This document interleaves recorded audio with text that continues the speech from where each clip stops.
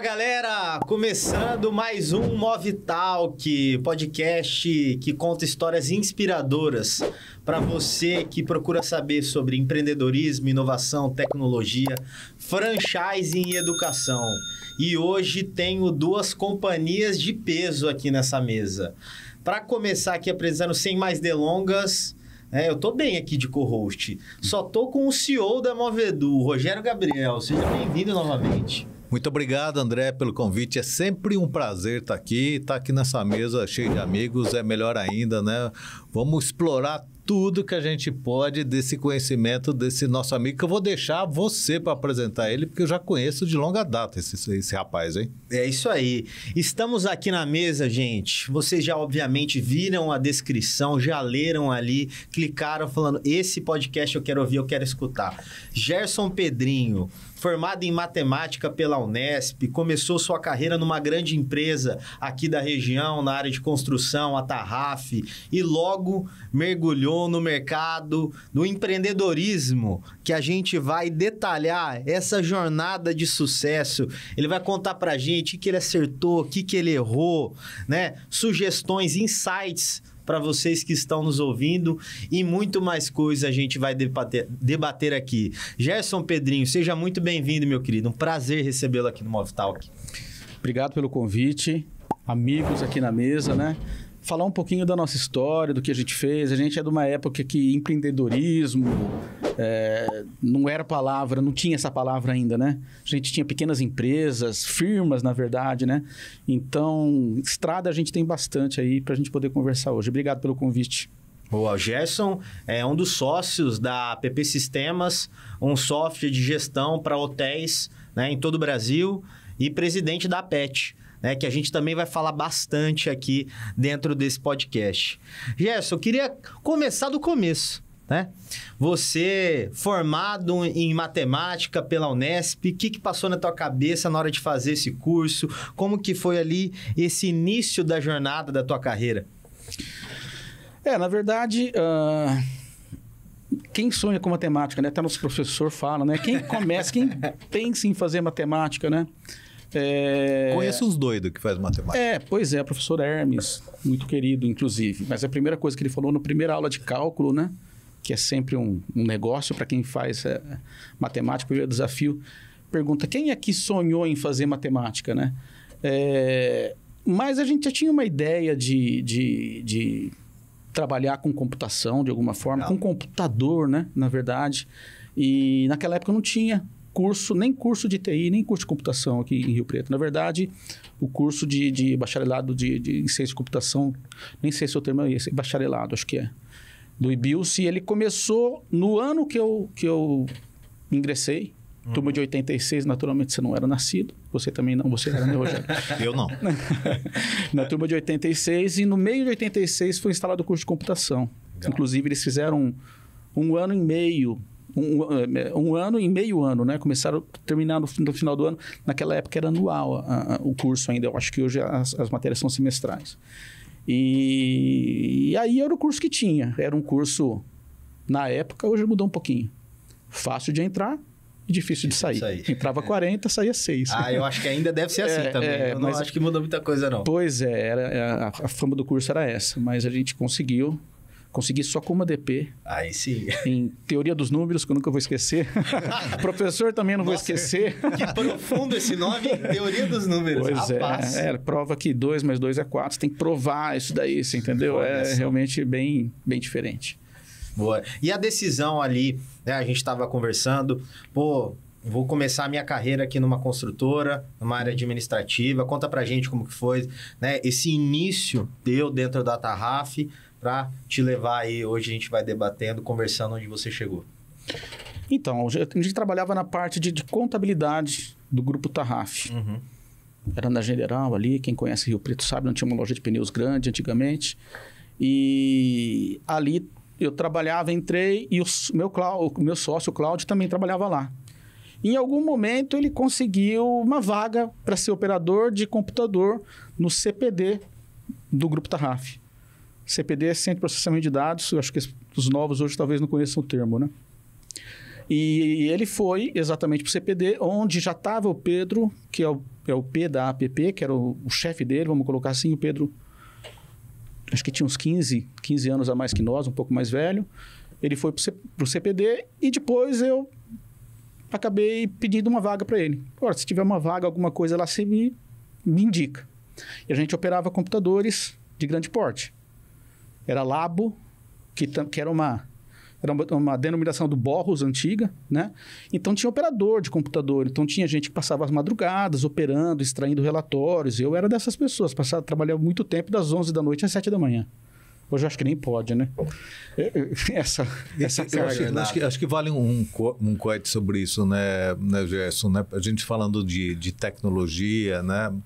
No nosso caso, da Movedu, falando de educação, né, da evolução que teve tudo isso, né, das pessoas que a gente prepara para o mercado, né, e você está contando exatamente, né, como é que você foi se preparando para isso e como é que você foi também cavando essa oportunidade lá dentro. Sim. E falar um pouquinho da história também da tecnologia, né? Hoje, ainda os computadores de grande porte, os mainframe, ainda existem, né? Eles estão muito hoje focados principalmente no mercado financeiro, né? Bancos, porque é um negócio que a microinformática cresceu absurdamente, depois nuvem e etc. Mas acho que vale contar um pouco dessa história rapidamente, né, para a turma, até dos jovens, né, entender como é que foi isso. Isso foi muito rápido, né? Você está falando dessa experiência, num grupo para a região, um grupo relevante, mas uma empresa de média para grande, né, durante esse período, né, o Grupo Tarraf. Hoje, essa empresa, né, com certeza, roda na nuvem e roda em microinformática. Então, vê o tanto que tudo isso evoluiu e quanto que é importante, né, as pessoas se prepararem para poder utilizar hoje a microinformática de uma forma assertiva. Porque na época, né, e eu peguei essa história também, e a gente é jovem, a tecnologia que é rápida, né, Gerson? Com certeza. Aquilo a gente submetia as coisas para poder testar, né, durante o dia, e os programas, né, rodavam à noite nesse sistema que se chamava BET, né, que mandava para o computador à noite e tinha que ter alguém operar, que aquilo lá era apertar o Enter, né, operar, era tirar da impressora e entender, logicamente, de todos aqueles equipamentos que estavam lá dentro, né, que hoje, novamente, ou roda em microcomputador ou roda na nuvem, tudo isso. Então, teve uma caminhada muito rápida da tecnologia. E acho que de aprendizado, acho que importante que fica disso, né, você está dizendo, você entrou na área da contabilidade, já tinha uma formação na área, não sei se estava ainda estudando ou já estava formado, mas estava fazendo exatas, então a história de números, né, que seja contábil, e depois migrou para a área de tecnologia. E aí, como é que foi essa tua carreira lá dentro na área de tecnologia, né? Você começou como um operador, que era essa história de realmente trabalhar de noite, porque os programas rodavam à noite, o computador de dia ficava aberto para os programadores testar as coisas e à noite rodavam, né? Sim. Os equipamentos eram muito diferentes, né? A gente tinha até um folheto do grupo na época que o desafio das filiais era ter um computador burro, né? Que o computador burro é o computador que não tem processamento, ele é só um terminal. Hoje, se bobear, a nuvem tem um pouco disso também, né? Muitas vezes o processamento fica na nuvem, né? E a gente, naquela época, não tinha muita formação, né, Rogério? Não tinha muita... era realmente aprender mesmo, você... o operador, aí à noite você aproveitava para tentar fuçar em programas, em desenvolver, entender o que está acontecendo. Era interessante, né? Porque você operava, extraía... Tinha uma ordem de serviço que você fazia várias tarefas, né? E a tarefa da folha de pagamento, por exemplo, que era gerar folha de pagamento, você chegava às 11 da noite e startava. Rodava a noite inteira, você não fazia mais nada, você só ficava esperando terminar. Então, era muito diferente, né? Para rodar uma folha de pagamento, levava 6, 8 horas para fazer uma geração de folha de pagamento. Então, ali, era uma questão que a gente precisava realmente fazer por si. E aí, começou a entrar a microinformática, numa época que você testemunhou também.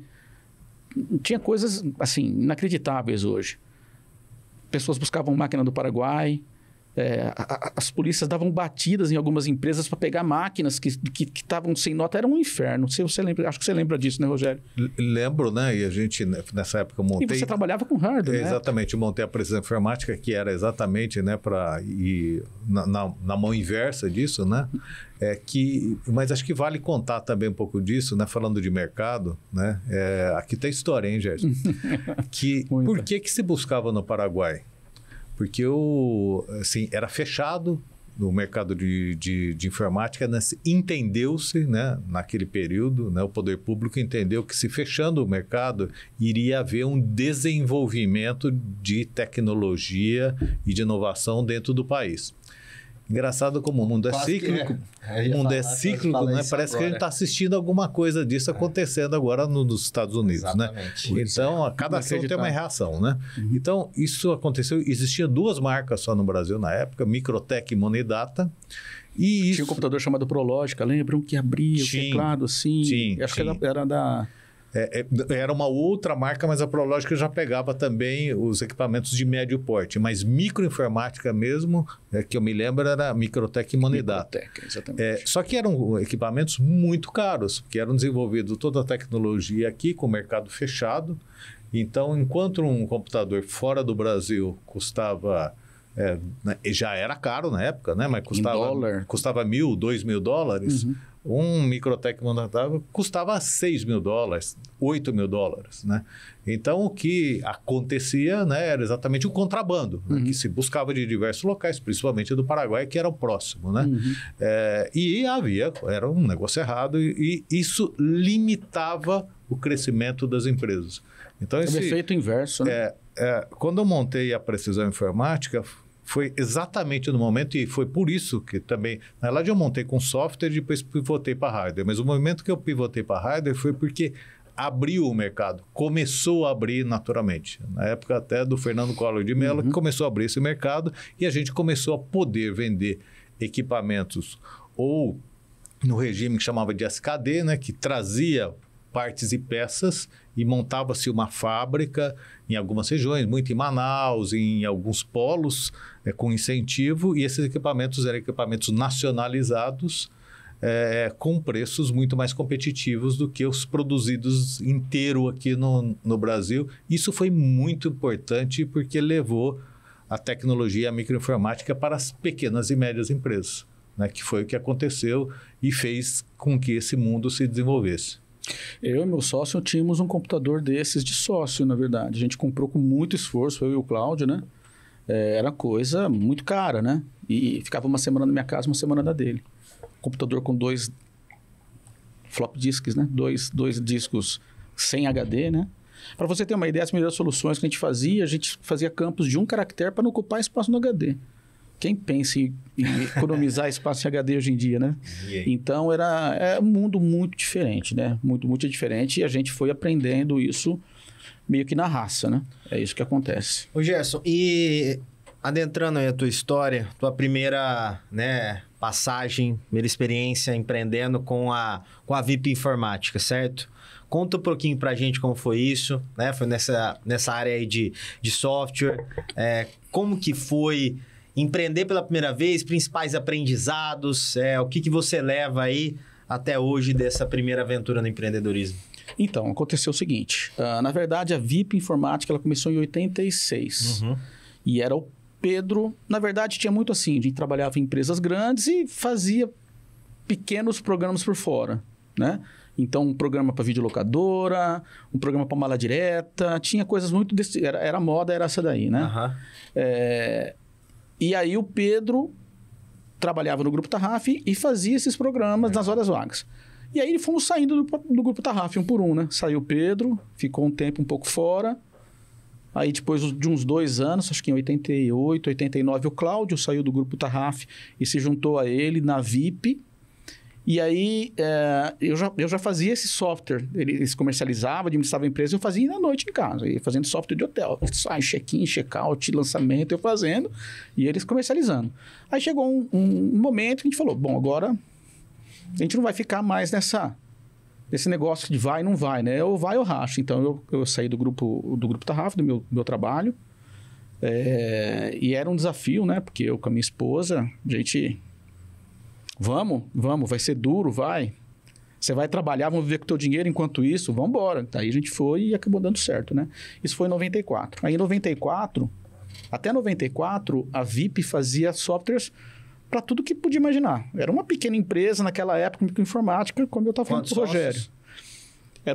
Era o Cláudio e o Pedro, mas tinha mais um ou dois operadores. A empresa também, interessante, ela comercializava uma contabilidade da WK, de Blumenau, com um programa muito bom. Acho que você teve até contato com eles uma vez. Então, no começo foi assim. Então, como é que eram as empresas? Era uma miscelânea de coisas. E não aconteceu só com a gente, tá? A gente fala com os outros empreendedores.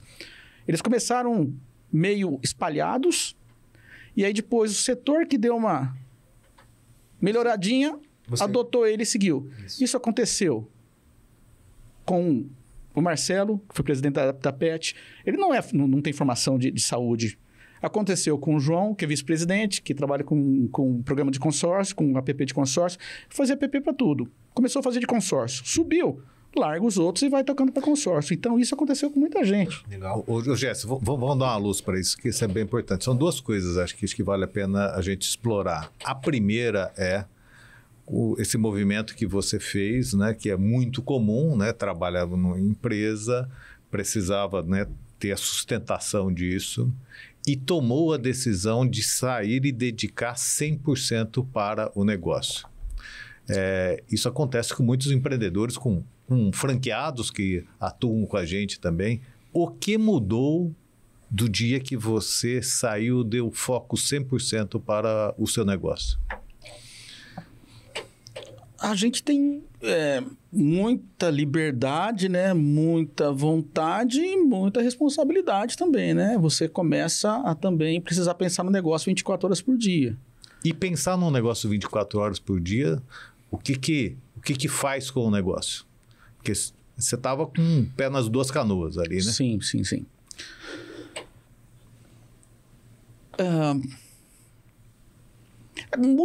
Muda a cabeça da pessoa, né? Muda o mindset, não tem como, é muito diferente. Depois, eu acho que empreender é bom. A gente tem todas as dificuldades do país que a gente tem, do Brasil e tal, mas se não fosse bom, a gente não teria que ir fazendo. É desafiador, desenvolve as pessoas, faz a gente estar cada vez melhor, cada vez mais capacitado. Então, é importante, é interessante. Isso não é uma coisa ruim, tá?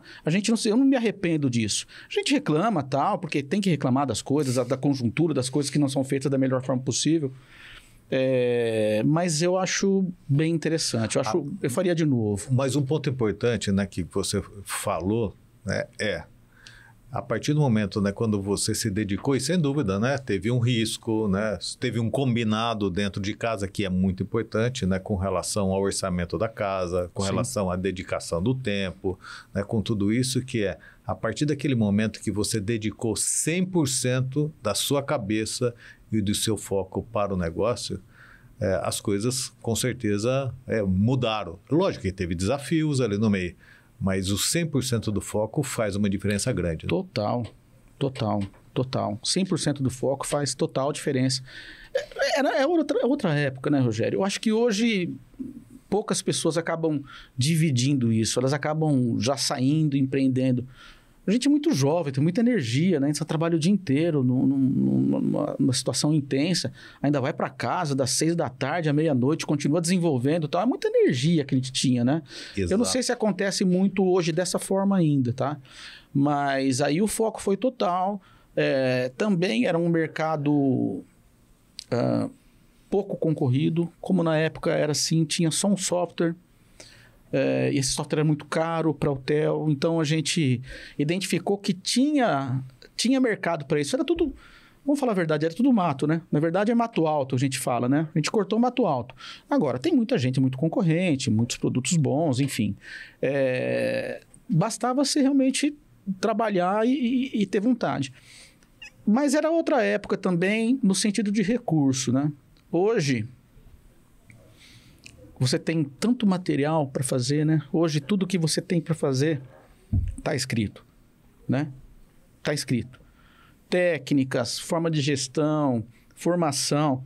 Senta num Sebrae, ele te ensina a fazer do começo ao fim para uma pequena empresa. Você tem muito mais recurso, tem muito mais condição hoje em dia de empreender do que na nossa época, Rogério. Assim, a barreira de entrada, sem dúvida, diminuiu, né? Porque você falou, você comprou um computador em 2 e 1 semana cada um, né? Então, por causa do custo, né? Dos investimentos, hoje isso não é mais uma barreira. Hoje não é uma barreira nem montar, porque você tinha que montar redes, servidores. Hoje também nem, você sobe na nuvem. Então, a barreira de entrada, sem dúvida, facilitou, o que é muito bom, porque surgiu um número muito maior de empresas e empreendedores. Só que, em contrapartida, né, é para todo mundo, né? É para todo mundo a dificuldade, é para todo mundo a facilidade também. Então, aumenta também muito mais o número de competidores que estão em cima da mesa, explorando essas oportunidades, né? Sim, e assim, há uma barreira, no nosso caso, eu acho que é uma barreira tecnológica. Porque a gente fez um investimento grande no produto que a gente tem hoje. Não é fácil de fazer. Não é rápido de fazer. Então, a gente tem na nossa solução pelo menos umas 5, 6 camadas. Cada camada tem pelo menos 10 possibilidades de tecnologia. Se você escolhe a tecnologia errada, você vai e volta muitas vezes. E assim, quando você faz um produto, se você for para o mercado um pouco mais profissional, né? Não um mercado de fundo de quintal, vamos colocar assim, demora muito para maturar um produto desse. Então, às vezes, meus sócios falam, nossa, vem tal pessoa, falou que vai fazer o produto em 1 ano e vai fazer o melhor produto do mundo. Eu falo, pode deixar fazer. Eu duvido que faça em 1 ano, porque não faz. Tem muito... diminuiu a barreira de entrada, mas para você fazer um negócio profissional, é um pouco mais embaixo, tá? É um pouco mais embaixo. Exatamente. E tem... Eu só vou voltar mais para um ponto, para depois a gente ir para o produto, né? Você... Né, quando vocês abriram ou a VIP ou a app...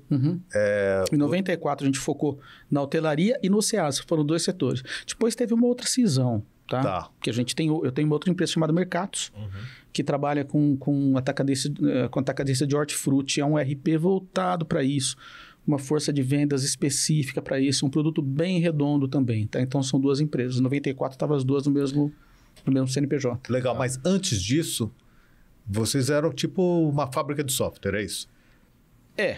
Uma fábrica de software, a gente era uma software house, né? Uma software house. Isso, a fábrica de software já é uma coisa que demandam terceiros, compram softwares e...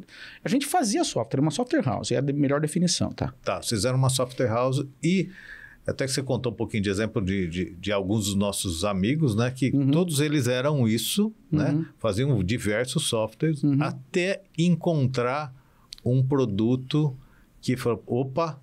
Esse tem coisa para explorar. Isso, aqui tem um espaço. Isso, exatamente. E aí, dentro desse espaço, não tinha esses termos, né? Mas o que aconteceu nesse momento, né? Que é a terminologia, né, utilizada já há algum tempo, já mais recentemente, é que aí realmente você tinha um produto definido ali, com um TAM, né, com um tanque, né, com um TAM ali, com um tamanho de mercado relevante para poder dedicar 100% para ele. Exatamente isso. Foi isso que aconteceu, de uma forma mais empírica, né, de teste, acerto e erro, mas foi isso que aconteceu. Sim, e claro que a gente acabou usufruindo de uma agilidade que uma grande empresa, que o principal player na época não tinha, e a gente tinha por ser pequeno. Então, a gente distribuía mais rápido. De uma forma, gente, até alguns, pelo menos na primeira década, a gente era micreiro, na verdade, né? Desenvolvia software sem muito... Não existia nem ciência, não existia... Hoje você pega os métodos ágeis que a gente aplica de uma forma... A gente tem até ido em eventos, modéstia à parte, o pessoal falou, não vou mais em evento porque a gente já está fazendo quase tudo. O pessoal falou, vamos pular uns 2 anos porque a gente já está bem nisso. A gente não tinha técnica nenhuma, não tinha conhecimento, não tinha nada disso, né? Então, a gente aproveitou da agilidade. Era eu que codificava, eu que estava lá no teclado, eu era rápido. Eu era dono, então eu fazia o que era necessário, você entendeu? E Então, foi isso que permitiu que a gente ganhasse um pouco de musculatura e, na verdade, a gente fez 5 softwares de hotelaria, tá? A gente fez um em DOS, fez o primeiro em Windows, depois fez um outro em Windows em parceria com uma empresa daqui de Rio Preto, depois fizemos o outro que ainda tem algumas cópias rodando, umas 150 cópias, e agora nós estamos com o HITS, que é o último produto, que é produto totalmente na nuvem, tá? Esse está com 1.300 e poucos clientes já. E ele tem uma escala muito boa, né? A gente implementou 1.300 e tantos hotéis sem ir em nenhum. É uma coisa impensável. Sim. Antes era um tal de funcionário em ônibus, em avião, correndo risco e tal.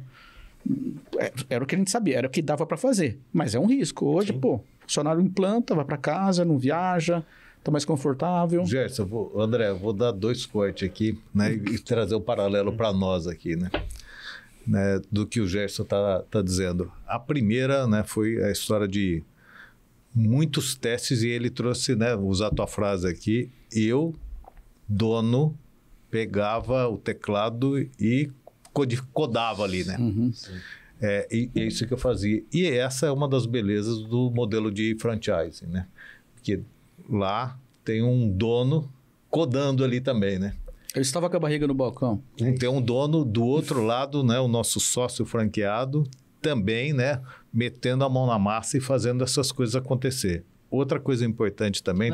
Adendo, assim, 2 coisas boas. Com autonomia, porque ele é o dono, e segundo, só com uma receita de bolo ali já pronta. Né? Você ia falar isso? Isso você tirou a palavra da minha boca aqui. Claro, ele precisa fazer a receita, não adianta ficar no papel.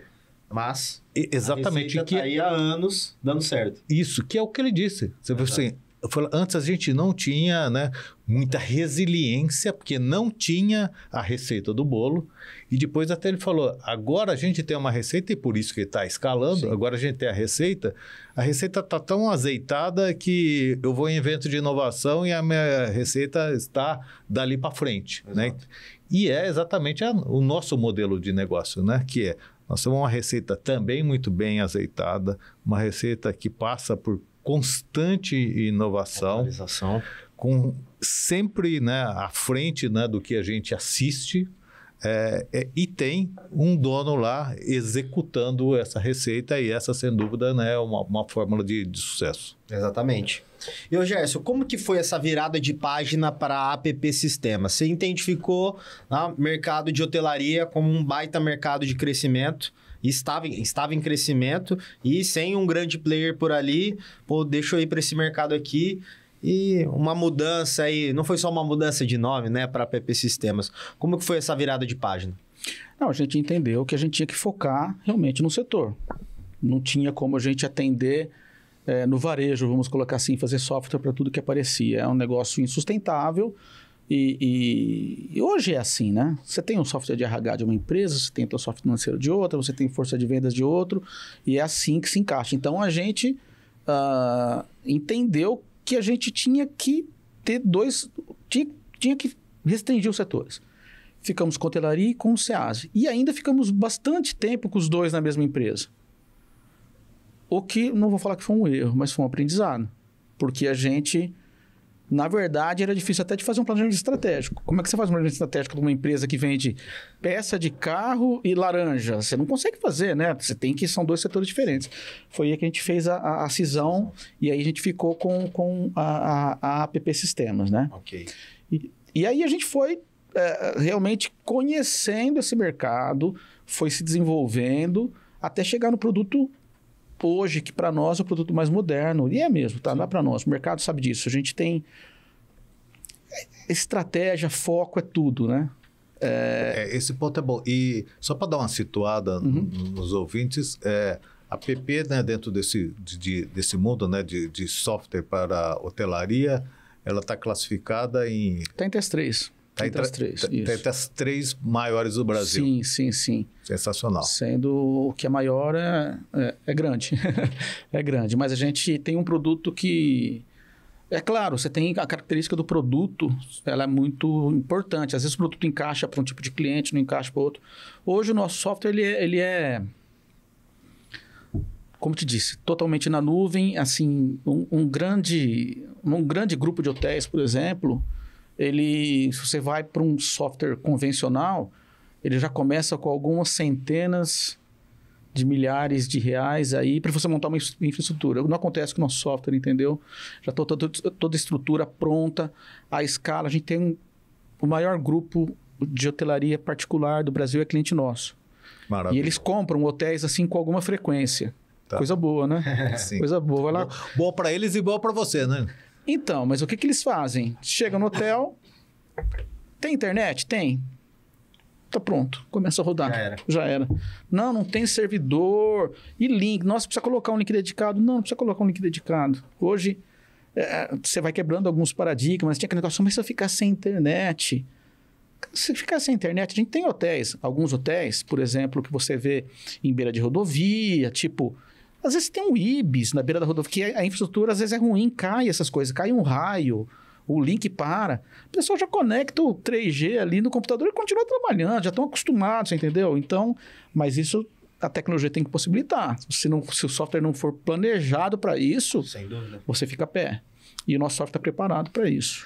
Também teve outro ponto importante, né, que também, né, acontece, né, com muitas empresas, né, e a gente também tem os nossos multifranqueados, que é a história de foco, né? Uhum. Você falou que para fazer planejamento estratégico, né, com duas empresas com foco diferente, era um parto até você fazer essa cisão. Eu não fazia, né, Rogério? Não conseguia fazer, na verdade. Na prática, não conseguia fazer.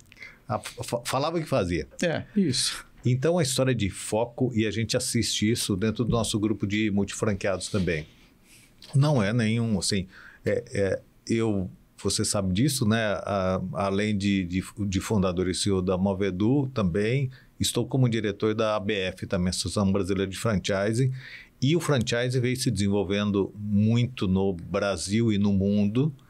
O Brasil é referência mundial, os Estados Unidos até pelo tamanho, né, e pelo potencial econômico também, e lá começou a surgir os multifranqueados, né? Vários multifranqueados, maiores que muitos franqueadores, multifranqueados que fizeram abertura de capital, né? Então, a gente muito relevante que são bons operadores. E a gente também, né, tem o privilégio de ter bons multifranqueados, né, dentro da Movedu. E o que a gente nota também é que aquele multifranqueado que foca em uma operação, e pode ter outras, né, não é pecado nenhum e nem é proibido. Tá dizer? Oi? Em uma marca? E uma marca. Aquele franqueado que foca numa marca, por exemplo, ele escolhe uma marca Microlins e tem 10, 20 franquias da Microlins, ele navega e cresce muito mais rápido do que ele ter 10 Microlins, 5 de food, 5 de moda, tudo isso sendo de marcas boas, aqui todas marcas boas, mas a história de focar, que é o que você acabou de dizer, faz uma diferença grande. Sim, não tenha dúvida. Você precisa de conhecimento, né? Você precisa de pessoas capacitadas e realmente foco é tudo. Foco é tudo para você se desenvolver e melhorar a performance, não há dúvida. Ô Gerson, e nem tão recentemente, a APP Sistemas recebeu um aporte de uma grande fintech, né, brasileira, com um baita sucesso rápido, abertura de capital fora do país, em Nasdaq, né? Conta como que foi aí esse momento, esse aporte aí do Grupo Stone na APP Sistemas. Então, na verdade, a gente foi procurado por eles. Uhum. Isso foi em dezembro de 19, se eu não estiver enganado o ano. Foi no final do ano, um pouquinho no final do ano antes da pandemia. A pandemia foi 20, né? Isso. Então, foi 19. E a gente já tinha uma negociação. Eles se interessaram em fazer o aporte. Eles têm um movimento de fazer investimento em várias empresas de tecnologia da informação e tem um portfólio grande. Depois eles adquiriram a Lynx, que também é uma coisa pública, Exatamente. Né? E aí a gente estava conversando, né? E aí veio a pandemia. Aí a pandemia acabou nos dando certeza que a gente ia precisar de apoio. De novo, a gente não ia precisar de apoio nem porque a gente estava ruim, que a gente estava mal das pernas, não, nada disso. A gente precisava de apoio porque nosso setor acabou, tá? Na verdade, o setor do hotel ficou 4 meses fechado. Exatamente. A gente só não foi pior que aérea que ficou todo o avião no chão 3 meses, entendeu? Então, a gente já tinha essa negociação, a gente, naturalmente, o valor envolvido é importante, mas a gente estava muito mais interessado no ambiente, né? No ambiente de inovação, de estar em contato com outras empresas e com a própria Stone, né? Com a própria cultura da Stone, que era uma coisa que poderia agregar bastante. Mas aí veio a pandemia e juntou a fome com a vontade de comer. Juntou o ambiente com necessidade de capital. De novo, em nenhum momento por a empresa ter dificuldade. Simplesmente o nosso setor acabou. Né? Então, né, é isso, de novo, vale, né, tem muita riqueza essa conversa, né? Vale outras aspas aqui, né? Primeiro, a pandemia, né, e esses eventos acontecem, né, no mundo, né? No cada pandemia a cada 100 anos, mas acontece, e a gente foi presenteado, né, de estar nesse período. E ela foi desigual, inclusive, né? Porque para alguns setores, né, como o de hotelaria, o aéreo, né? Turismo, ele foi uma pedrada, e para outros foi um empurrão muito a favor. Né? Muitas empresas, inclusive, nesse período, né, até fizeram abertura de capital e tudo. Então, agora, o que é importante disso?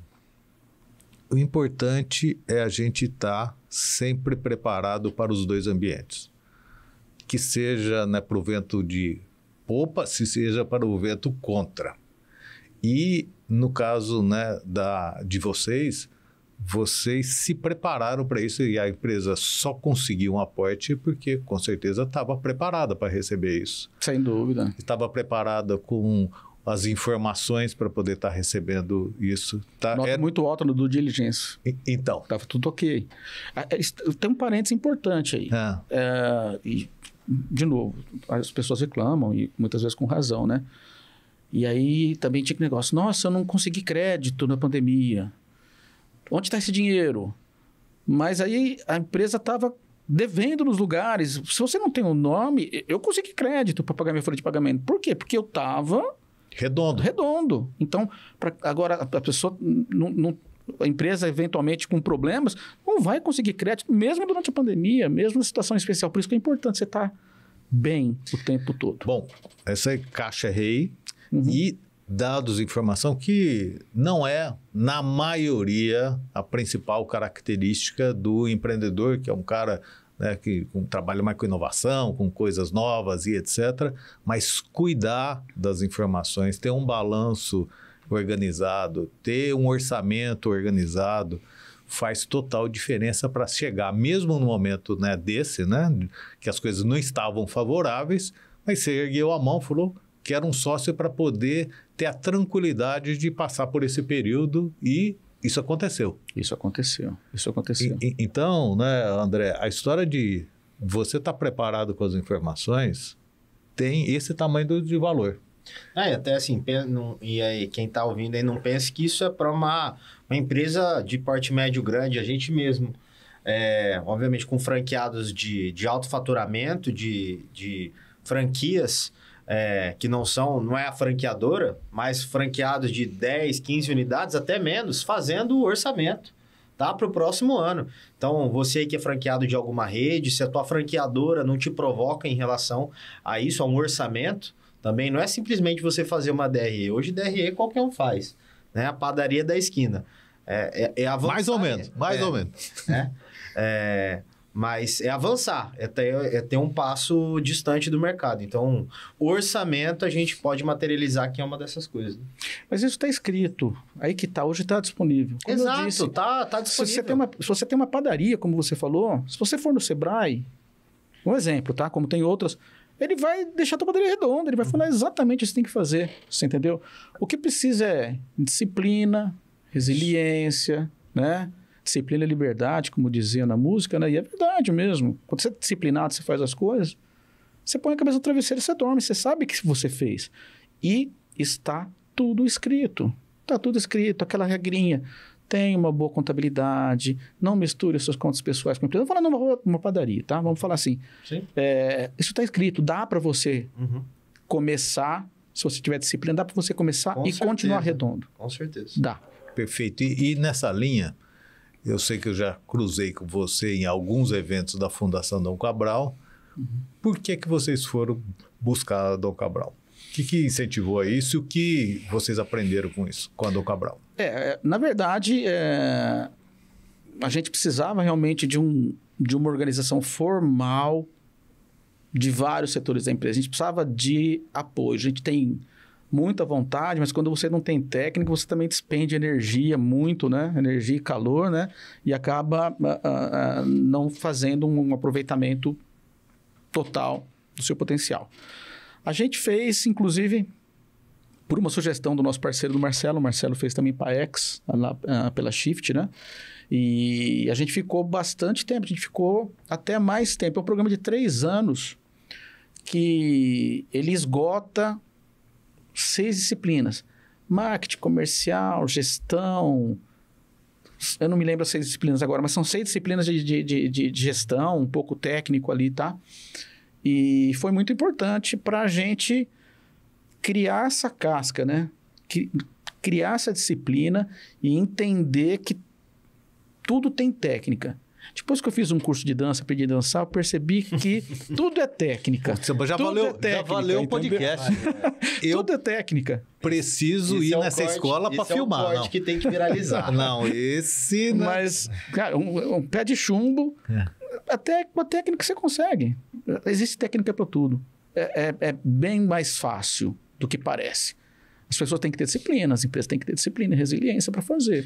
Então, dentro dessa disciplina, né, e o que você falou de estar com os dados preparados e tudo, entrou a fundação, ajudou a organizar essa agenda, essa governança da empresa. Se você puder falar um pouquinho sobre isso? Sim.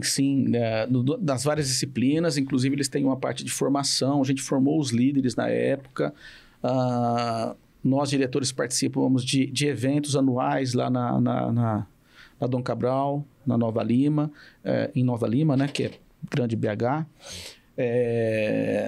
e colocou a cultura também da reunião mensal da AGM, que você faz o acompanhamento. Hoje, é claro, as coisas elas se adaptam um pouco, né? Sim. Hoje a gente centraliza isso no que a gente chama de reunião de sucesso do cliente. Então, toda segunda-feira a gente tem uma reunião que cada setor fala seus desafios e fala o que está fazendo e a gente vê os números. Isso daí ficou um pouco mais ágil. A AGM no começo começou mensal, né?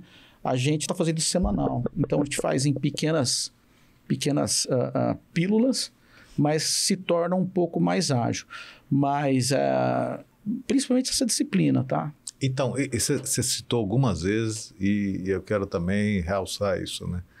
A importância dos rituais e da disciplina de executá-los. Né? Essa reunião de segunda-feira é toda segunda-feira. Toda segunda-feira, chuva ou faça sol. Poucas pessoas não participam e quando não participam, alguém reporta os dados dela para o time, tá? Ela passa para outro reporta, mesmo não sendo exatamente o métier de quem está reportando, tá? A gente aqui na Movedu também é assim. Né? Tem a reunião de segunda, que é a reunião, inclusive, que eu lidero. Tem a reunião de operações, tem a reunião entre áreas e nós ainda temos a reunião mensal, que é de fechamento do resultado do mês. Então, toda semana um acompanhamento, né? Você não vai corrigir o resultado depois que acabou o mês, né? Claro. Tem que corrigir o resultado durante o mês, então a semanal é muito importante para isso. Uhum. E depois olhar para o retrovisor, né, que é a AGM, ver tudo que aconteceu, o que a gente pode melhorar desse resultado dali para frente.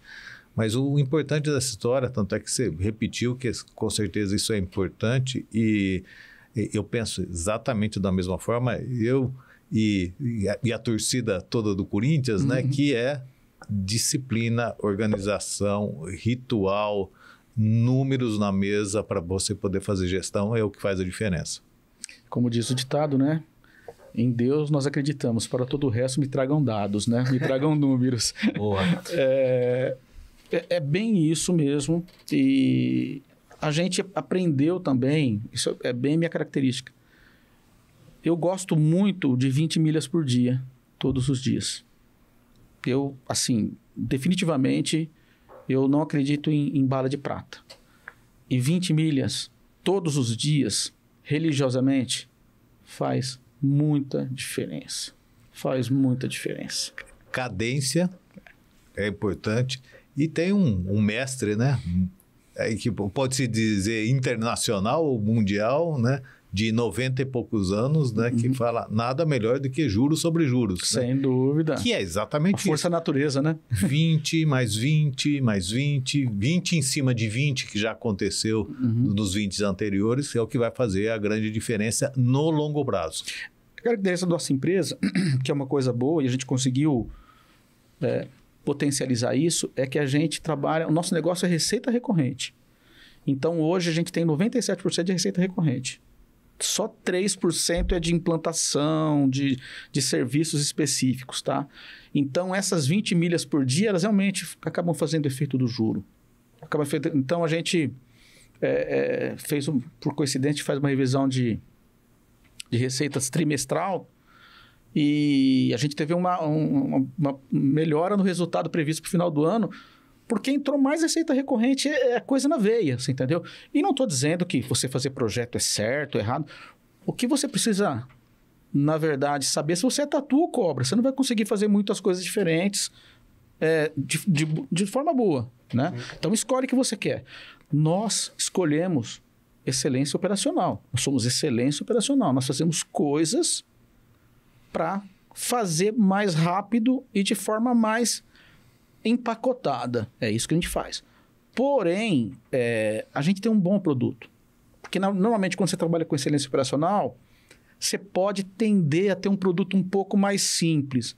Mas o nosso produto já está bem robusto, entendeu? Então, nós estamos utilizando excelência operacional com um produto que tem uma robustez interessante, tá? Muito bom. Receita recorrente, você lembra de alguma coisa? Eu lembro de prepara microlina e ensina mais turma da Mônica. Hoje, pelo que eu entendi aqui, dos principais benefícios aí que o PAEX trouxe para você, a gente pode dizer de governança, gestão, ritos. Voltando no aporte da Stone, que hoje a gente pode dizer aí que é uma sócia minoritária aí de vocês. Quais foram os grandes benefícios que a Stone trouxe para o negócio de vocês? Óbvio, além da grana. O ambiente, né? A troca de informações, é um conjunto de 20 empresas investidas, então a gente tem muito conhecimento, a gente tem integrações com vários produtos, a gente tem uma proximidade. Naturalmente, ficou um pouquinho prejudicado pelo hiato da pandemia. Tá. Né? Porque quando a gente começou, no começo, em janeiro, quando a gente estava negociando, a gente já fez treinamentos lá, estourou a pandemia. Ficou 2 anos com reunião remota, isso foi prejudicado, tá? Mas assim, para mim, pessoalmente, a gente virou um SA. E a gente teve um contato com acordo de sócios. Sim. Não fazia nem ideia do que era isso direito, né? Na verdade, a gente não tinha realmente não tinha muito conhecimento. Então, hoje a gente tem um bom nível de profissionalização nesse sentido, você entendeu? Para dizer que... a gente deixou de ser uma firma para ser realmente uma empresa... Esse benchmark com as empresas adquiridas pela Stone? Sem dúvida, são bons. Com a própria Stone? Com a própria Stone. A gente tem integração com a própria Stone, com as tecnologias.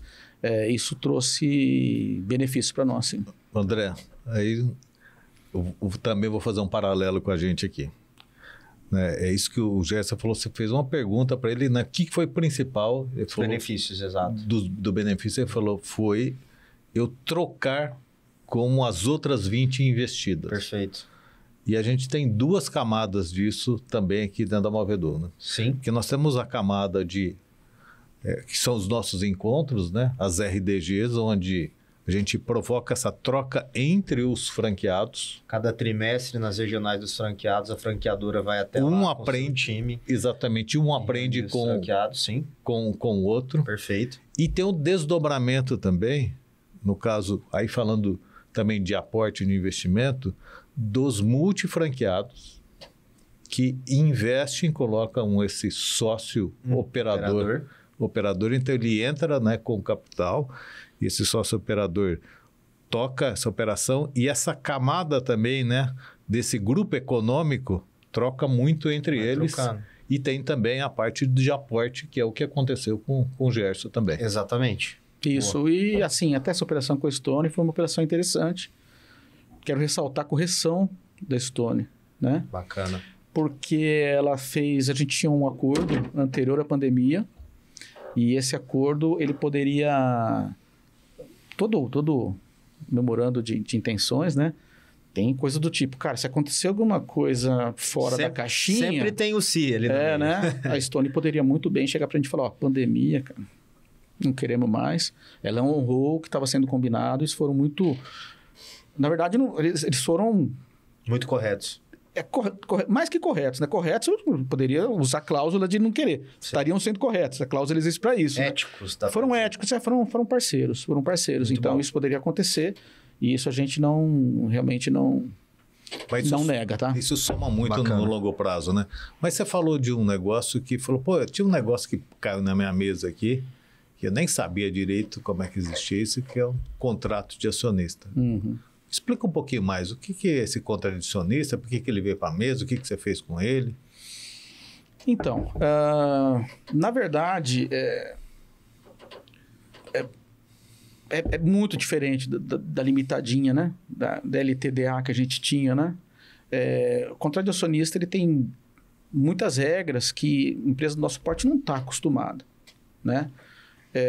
Se tem um conselho, procure uma assessoria especializada. É para você conhecer o acordo de sócio. Ninguém está querendo sacanear ninguém está querendo prejudicar ninguém. Perfeito. Mas uma empresa do nosso porte, da forma que estava, não tinha condição de entender a complexidade no acordo de sócio, as implicações, o que poderia acontecer. E não foi nada feito errado, tá? Mas é muito importante que você tenha um apoio especializado quando você se depara com um acordo de sócio, com M&A, para você estar realmente ciente do que está escrito lá. A gente vê isso, né? Na biografia do Abílio Diniz, na própria venda do Carrefour pro Cassino. Ele conta lá, né? A minha maior lição foi: leia esse acordo de sócios e só assine se você realmente estiver de acordo. Né? Então, a gente vê que realmente a importância desse assunto. Não, e dizendo, não aconteceu nada de errado com a Stone, foi legal. Perfeito. Mas assim, depois que a gente foi ler para entender assim, o que estava lá, estava correto, tá? Isso falando, não do teu caso, de todos os casos, não que uma empresa vai sacanear outra, assim, interesses combinados. Né? Eu achava que era desse jeito. Não é o que está combinado aqui. Exatamente. Então, simplesmente, na hora que acontecer tal fato, respeitar o que está assinado no contrato. Tão simples quanto isso. Exatamente. E as partes vão querer isso, tá? Exatamente. Não está errado. É isso. Sim, esse tema para mim é bem relevante. E o acordo de sócios, né? A gente está falando, né, de empresa, de M&A, de fundo, né? Da própria operação, né, do um empreendedor importante que teve no Brasil, né, como o Abílio Diniz, mas ele serve para todos. E o que é o acordo de sócio? O acordo de sócio é como se eu ouvi esse exemplo e adorei. É como eu comecei a namorar essa moça ou esse moço e a gente vai casar. Antes de casar, a gente abre uma folha de papel e fala, vamos fazer uns combinados? Assim, quinta-feira eu jogo bola. Tudo bem? Tudo bem. Quinta-feira você joga bola. Sábado à tarde eu não vou no shopping. Tudo bem? Tudo bem. Lembra que é de sócio. Do outro lado também fala, olha, quarta-feira eu saio com as minhas amigas. Tudo bem? Tudo bem. Eu volto tal hora. Tudo bem? Tudo bem. Você não vai no shopping, mas eu vou em tal local. Então, tem todo o combinado ali antes de haver o matrimônio, antes de muito entrar um novo sócio. De participação, de porcentagem. Muito exatamente. Além. Então, qual que é o combinado dentro dessa história, né? E o latino, a gente não tem essa característica, né? O saxônico tem mais essa história de colocar o problema na mesa, né? Antes das coisas poderem acontecer. Isso evita um monte de coisa, né? Então, olha, como é que entra... e se a gente for sair da sociedade? Se um membro quiser sair da sociedade, qual que é a regra de saída? Como é que funciona? Quem tem preferência de compra? Tudo isso vai para a mesa. E esses pontos não é comum no nascedouro, né? Porque, eu vou falar de problema, eu quero falar de coisa boa e etc e tal. Mas isso evita que as coisas lá na frente aconteçam. E muitas das empresas, a Fundação Dom Cabral vive disso, as empresas, né, muitas delas acabam não evoluindo ou tendo problema no meio do caminho por causa de desacordos do sócio. Desacordo quer dizer, um quer crescer, o outro não quer crescer, um quer ir para a direita, um quer investir mais na empresa, o outro quer gozar mais a vida. E quem está certo e errado? Ninguém. Está todo mundo certo ali. Isso é combinado, seja combinado. Agora, tendo combinado, as coisas, ok, eu quero viver mais a vida. Ok, então realiza, a gente vai comprar a sua parte, você vive a sua vida e etc e tal, e quem quer acelerar, continua acelerando. Mas isso, não pré-acordo, faz uma diferença grande. Isso vale para você montar um bar com o seu amigo. Né? Desde comprar o Carrefour. Desde comprar o Carrefour, perfeitamente. Daqui até ali. Exatamente. E hoje está cheio de escritório de assessoria jurídica para isso, né? De diversos tamanhos, também focados nisso, né? Com esse foco. É outra coisa, assim, que tem um ditado importante também. Não economize com advogados. Não... Depois isso vai virar um gasto. Não, isso daí você vai pagar, vai gastar em dobro ou triplicado. Advogado, você não pode. Tem que pegar os advogados adoraram esse corte. Mas é verdadeiro. Ô Gerson, tua carreira inteira foi, né, na área da tecnologia, podemos dizer aí, mais de 90%. Sim. Quando que apareceu a APET na tua vida? A APET, né, para eu não errar a sigla, Associação de Empresas de Tecnologia aqui de São José do Rio Preto, né, como o próprio nome diz, uma associação que fomenta a tecnologia, a inovação. Hoje a gente está falando aqui de uma das cidades que é top 5 IDH do Brasil, de uma cidade que é celeiro de franchising, né, no Brasil também, e da tecnologia cada vez dando grandes saltos. Como chegou esse convite para você? O que você começou fazendo lá dentro? E hoje você como presidente, como que está a PET? Então, a PET surgiu há 22 anos. Na verdade, a gente se juntou como empresas, as empresas de Rio Preto. A gente, na verdade, nem se conhecia. Alguns até achavam que concorriam com outros, ficavam meio bicudos, coisa que acontece, né? Sim. No fim, a gente acabou se unindo porque uma das empresas foi na prefeitura pleitear condições especiais para ter uma área, como um distrito industrial, como acontece em todos os lugares, né? E foi nos dito que a gente não consegue falar de uma empresa para uma empresa só. Mas se você for uma associação, se for um grupo de empresas, você já tem outra força para fazer o que precisa ser feito, né? E aí a gente se juntou e compôs a PET. No final, a gente acabou comprando um terreno. O terreno, para quem conhece Rio Preto, atrás do Ciesp, ali era um terreno. A gente fez um projeto, parecia um mini shopping assim, né? E aí a gente chegou à conclusão, assim, muito rapidamente, falou, pô, não vai caber nada, né? Você vai fazer uma empresa, fazer uma sala de 80 metros, vai fazer de 120 metros, não vai adiantar nada. Mas aí a semente aí do associativismo já estava plantada, e já estava todo mundo se conhecendo e todo mundo aproveitando desse network, né? Uhum. E aí nós tivemos 6 presidentes antes de mim, né?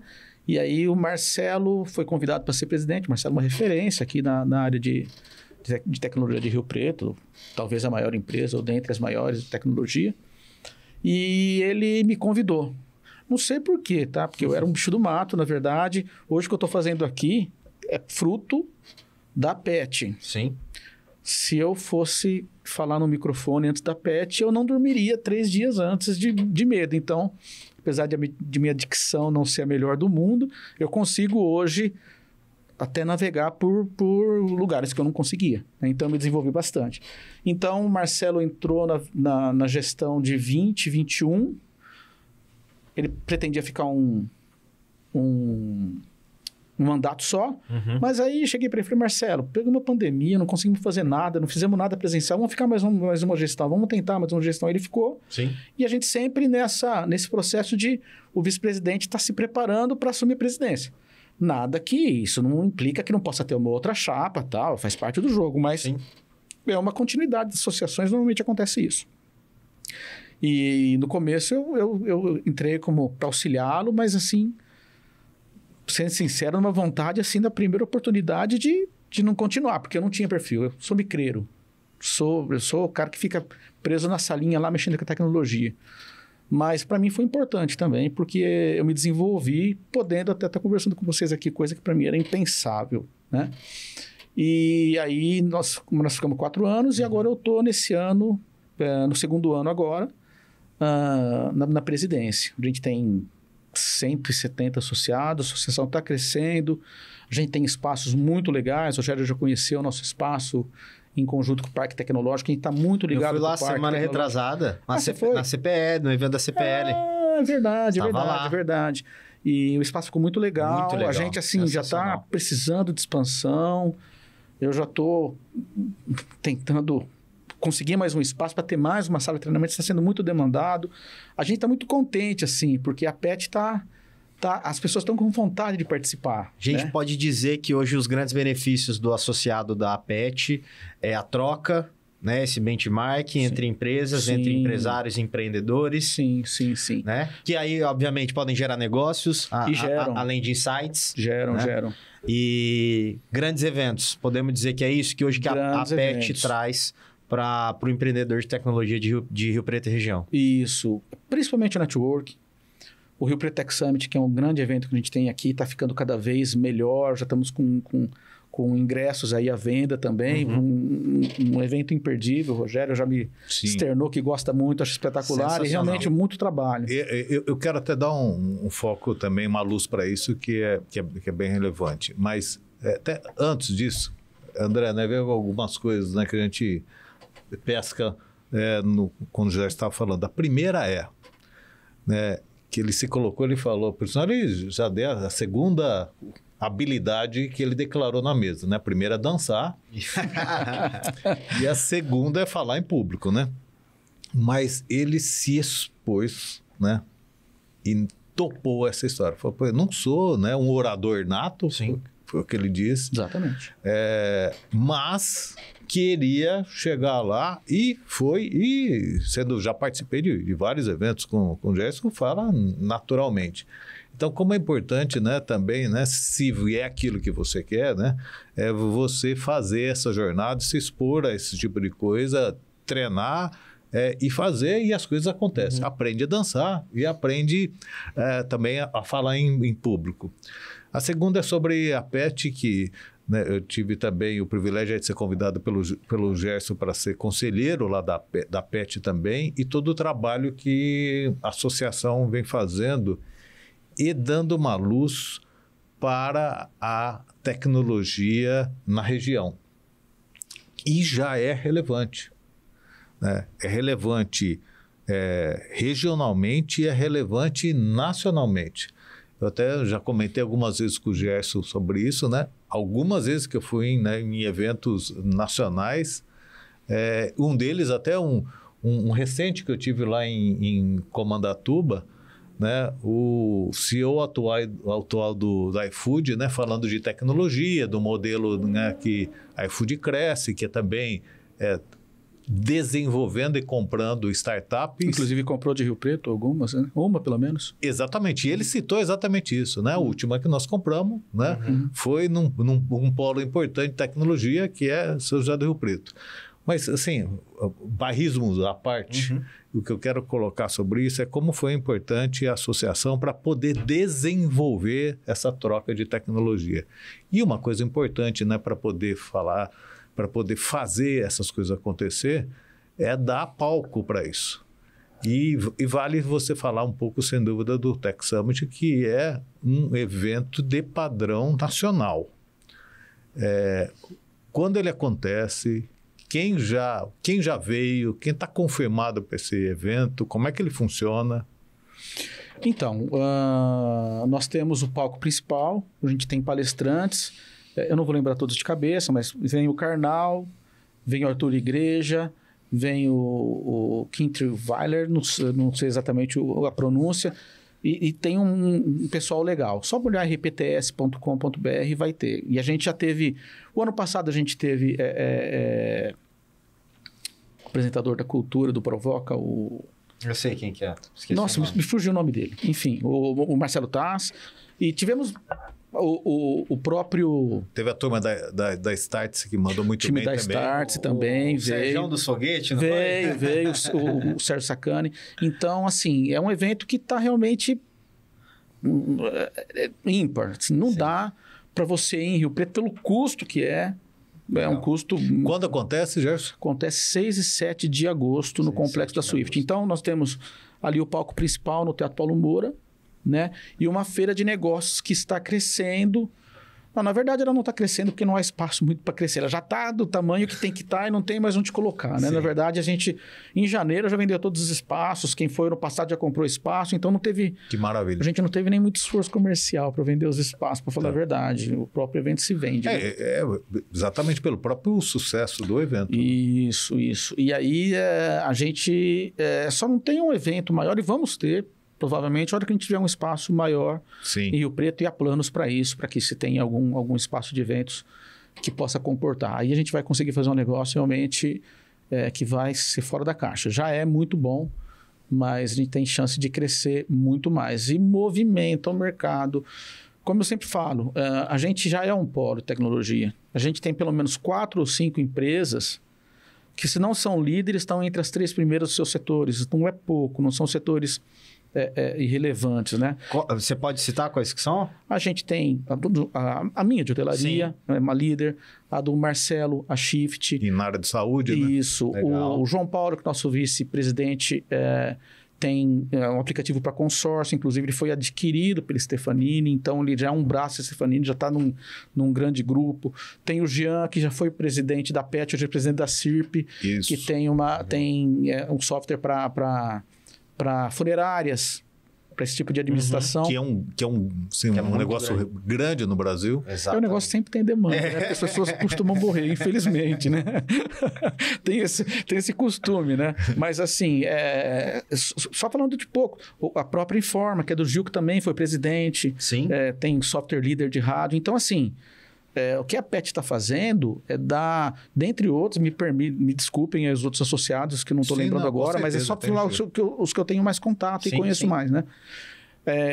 Mas a gente sempre foi um bom polo. Na verdade, só faltava visibilidade. Perfeito. É o que a PET está dando, visibilidade, né? Entendeu? Se juntar, unir forças. Exatamente, dá publicidade a isso. Na verdade, é isso. Não, e os próprios eventos, esse último que eu também... tive o privilégio de participar junto com o Sebrae, né? O Startup Day, que aconteceu em conjunto com a PET. Foi muito legal, muito legal. Que é dando espaço, visibilidade, mentoria, inspiração, né, para os novos empreendedores, né? Para eles transpirarem, dão inspiração para eles transpirarem e assim exatamente. Das novas startups, né, que nascem no Brasil todo, né? E o Sebrae faz isso de forma nacional e aqui... né, faz em conjunto com a PET no polo tecnológico. Né? Sim. É muito importante também a gente estar dentro do parque, né? E assim, temos a UFSCar chegando. A UFSCar, por coincidência, vai estar de frente com a minha empresa. Foi uma baita coincidência agradável, né? Vamos colocar assim. E até falei para a própria Ana Beatriz, que é a reitora da UFSCar, nem no nosso melhores sonhos a gente imaginava ter a UFSCar dentro do parque tecnológico, né? Então... Vamos montar um hub de inovação lá? Vai ser a UFSCar mesmo, universidade. Vai ter um polo aqui. Vai ser uma unidade da UFSCar. Uma unidade. Porque a UFSCar não é só em São Carlos, Sim, né? tem Limeira, se não me engano. Sorocaba, Vale dos Sinos. Esse Jabuticabal, Taquaritinga. São Sim. Aqui vai ser a 4ª unidade. Legal. E, poxa, vai ser espetacular, pô. Então, ó, o que é inovação, né? Inovação, nós estamos falando, né, de empresas que nasceram dentro da região e hoje são ícones nacionais.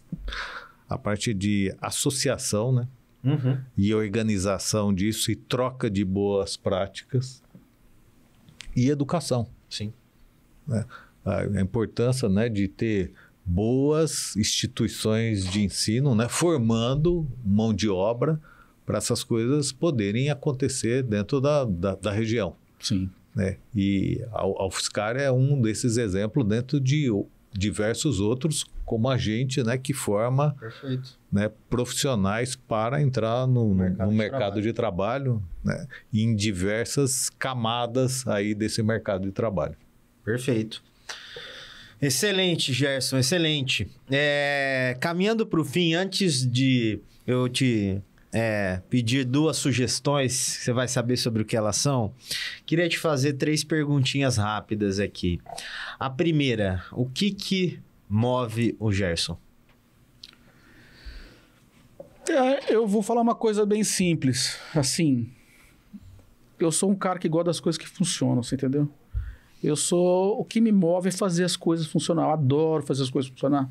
É um desafio. Eu adoro encaixar peça. É um desafio. Exatamente.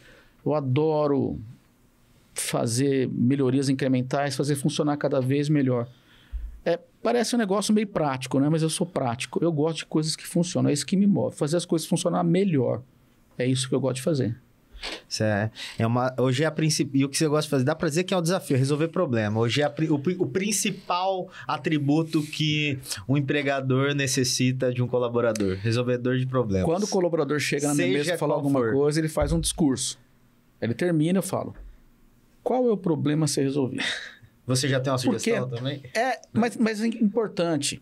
A pergunta é muito mais importante que a resposta. Perfeito. A pergunta certa é a jogada. Perfeito. A resposta certa para uma pergunta que não tem importância, ela não significa nada. Não. Então, assim, eu gosto de coisas que funcionam e eu sou movido a problemas a ser resolvidos. Qual problema a ser resolvido? É isso.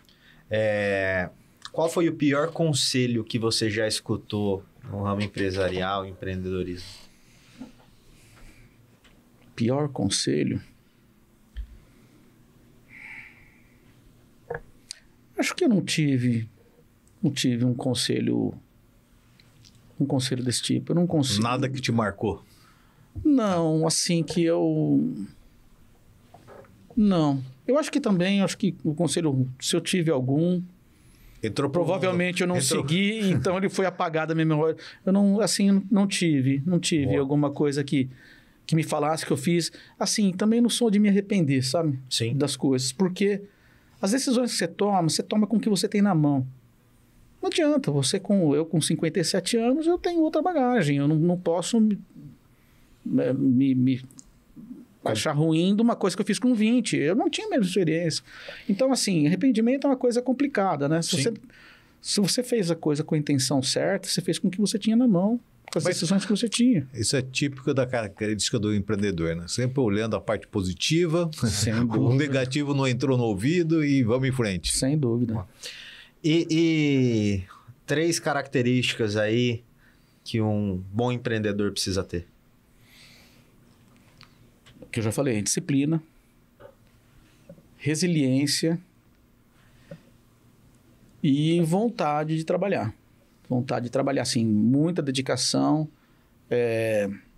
Às vezes a gente ouve que alguns empreendedores, depois de muito tempo, nossa, eu não vi meus filhos crescerem e tal. Claro que você não precisa chegar nesse extremo, sim. Mas sim, você tem que abrir mão de algumas coisas para você conseguir chegar a outras. Não tem muito. Então, às vezes eu chego em casa com algum problema, com a cabeça cheia, minha família já sabe, e eu falo, gente, não é nada com vocês, então de vez em quando vai acontecer isso, de vez em quando eu vou chegar feliz, de vez em quando eu vou chegar triste, vou chegar preocupado, e é assim mesmo que funciona. É assim que as coisas funcionam, para mim, pelo menos. Chegamos na hora da dica. Qual que é a dica e a sugestão?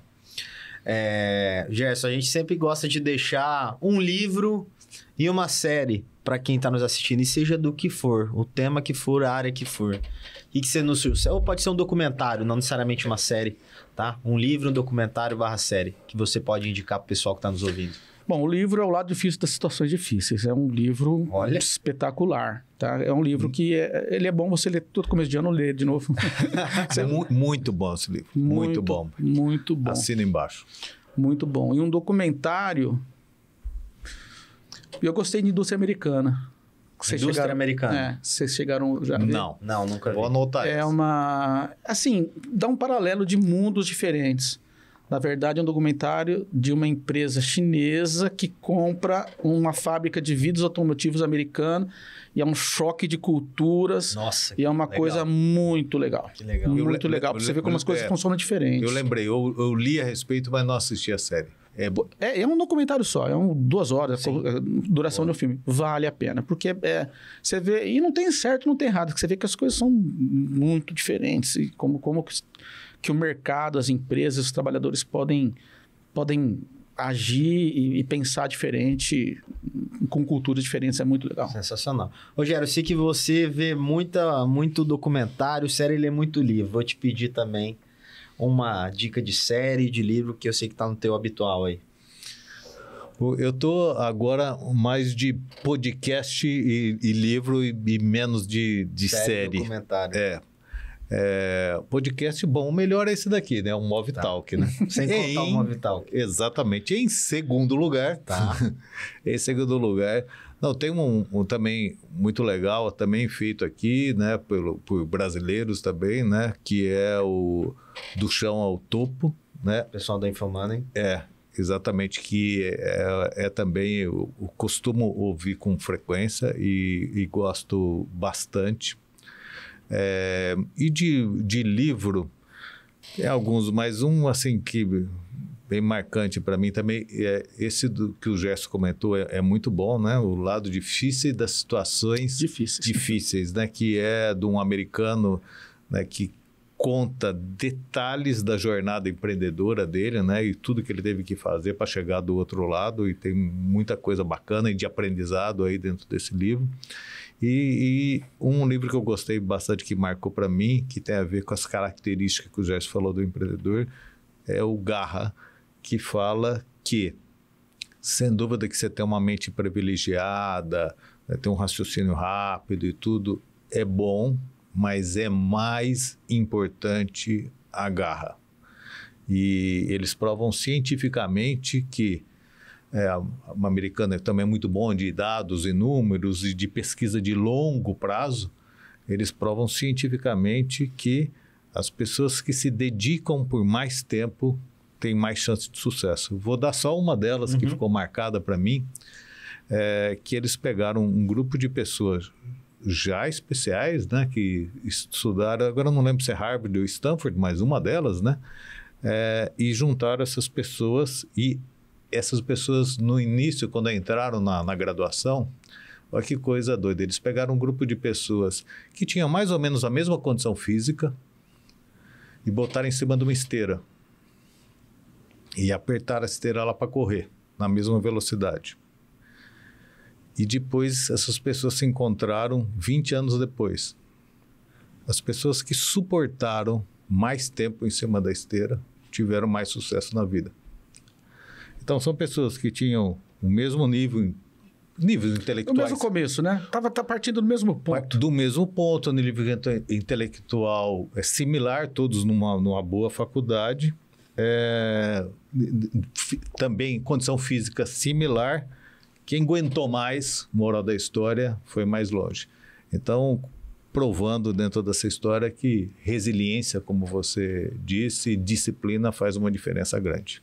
Boa. Não, talento só não... Realmente, disciplina e esforço. Muita gente talentosa fica pelo caminho. Tem que ter esforço. Tem que ter. Boa. É isso aí, galera. Que baita podcast, baita programa que a gente passou aqui hoje. Gerson, muito obrigado, né, pela tua presença. Muita coisa para o pessoal assimilar. Essa carreira aí da área de tecnologia com muitos aprendizados. Entrando de sociedade, né, com amigos, depois recebendo, né, aporte, né, de uma grande empresa, de uma grande fintech, né, se dedicou numa associação, né, também dentro da área da tecnologia. É sensacional. Parabéns e muito obrigado pela presença. Rogério também, muito obrigado hoje do meu lado, apresentando esse podcast. Queria convidar você a compartilhar esse podcast, curtir, né, no YouTube, né, no Spotify, em todas as plataformas digitais que a gente está presente. O Movitalk, da Movedu. Então, clica lá, compartilha com amigos, com a família, com o teu time, teu líder, teu liderado, que é coisa boa. A gente está aqui para te inspirar. Valeu? E, logo menos, estamos voltando com mais um episódio para você. Um abraço, gente. Até a próxima.